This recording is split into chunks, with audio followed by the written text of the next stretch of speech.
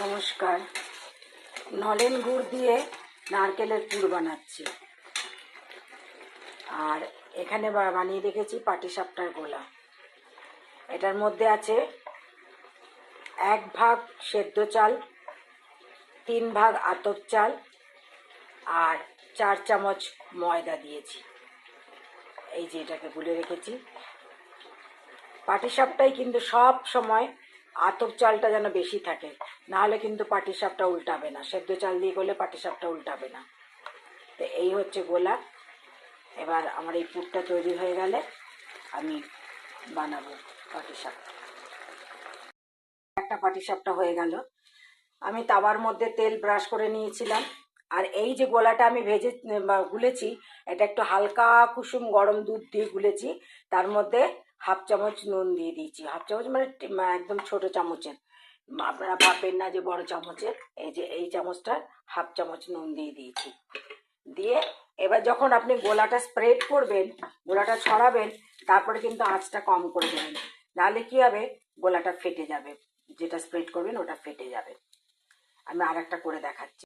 এই যে দেখুন, গোলাটা আমি স্প্রেড করে দিয়েছি হালকা তেল ব্রাশ করে। এবার আমি আঁচটা বাড়িয়ে দেবো, তখন আমার আঁচটা কমানো আছে। আঁচটা বাড়িয়ে দিলাম। এবার আমি আস্তে আস্তে এটাকে উল্টাবো।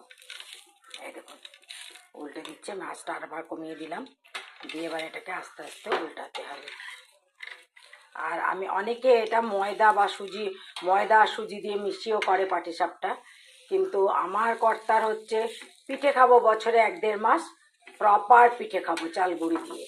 দেখুন কি সুন্দর পাটিসাপটাটা, সাদা সাদা। অনেকে গুঁড়োর মধ্যেও, এই গোলার মধ্যেও অনেকে গুড় দেয়, কিন্তু আমাদের বাড়িতে সবাই মানে কম মিষ্টি খায়। যেহেতু এটার মধ্যে মিষ্টি দেওয়াই আছে, সেই জন্য আমি আর গোলাতে মিষ্টি দিই না, গোলাটা আমি নুন দিয়েই করি। তো আমার আর একটা পাটিসাপটা হয়ে গেল। এই যে আমার থার্ডটা চলছে। আমি এটার মধ্যে আর কোনো তেল ব্রাশ করিনি। এই আমার উল্টে যাচ্ছে। সব সময় মনে রাখবেন, পাটিসাপটা মানেই আতপ চাল দিয়েই করবেন। তার সাথে সেদ্ধ চাল মেশাবেন, তাতে কি হয়, নরম ভাবটা আসে। আর একটু ময়দা দিলেও নরম ভাবটা আসে। সব সময় পাটিসাপটা আতপ চালে করবেন, সেদ্ধ চালে করবেন না। আর দুধ বা জল যাই দিয়ে গোলেন, হালকা কুসুম গরম জল দিয়ে গুলবেন। আমি কিন্তু চাল গুঁড়ি করিনি, আমি চাল ভিজিয়ে রেখেছিলাম। আমি গোলাই গুলেছি। এটা ভেজাই চাল, আমি এটাকে মিক্সিতে পিষে নিয়েছি। চতুর্থ পাটিসাপটা হয়ে গেল। দেখুন কি সুন্দর উল্টাচ্ছে। হ্যাঁ, আরেকটা কথা বলি, আতপ চালের সাথে যদি সেদ্ধ চাল বা ময়দা না মেশান, তাহলে কিন্তু ফেটে ফেটে যাবে। পাটিসাপটা উল্টাবে না, ফেটে ফেটে যাবে। সেই জন্য সেদ্ধ চাল এবং ময়দা অবশ্যই মেশাবেন, পরিমাণে কম। আতপ চালের পরিমাণ বেশি, সেদ্ধ চাল অল্প 1 ভাগ, আর ওই 2-3 চামচ ময়দা মেশাবেন। সেটা আপনাদের গোলার হিসাব মতো মেশাবেন। দেখুন কত সুন্দরভাবে উল্টে যাচ্ছে। এতগুলো হয়েছে, আরো আরো হবে, এতগুলোই হবে আরো।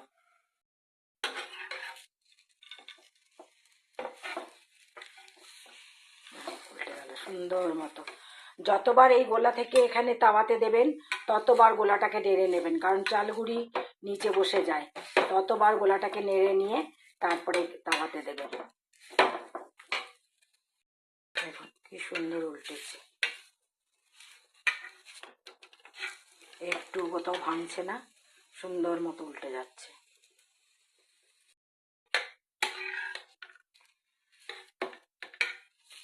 আমি কিন্তু একবার তেল ব্রাশ করছি, তো 3টে পাটিসাপটা করছি। 3টে পাটিসাপটা হয়ে যাবার পরে আবার তেল ব্রাশ করছি আমি।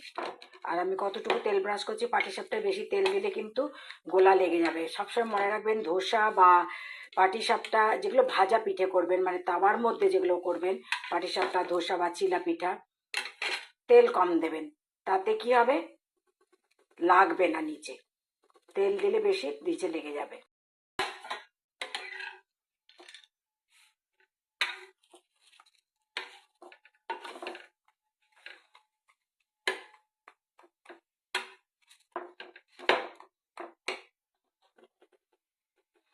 যখন গোটানো হয়ে যাবে, ফোল্ড করা হয়ে যাবে, তারপরে আঁচটা বাড়িয়ে দেবেন। একটুখানি ভেজে নিতে হবে তখন।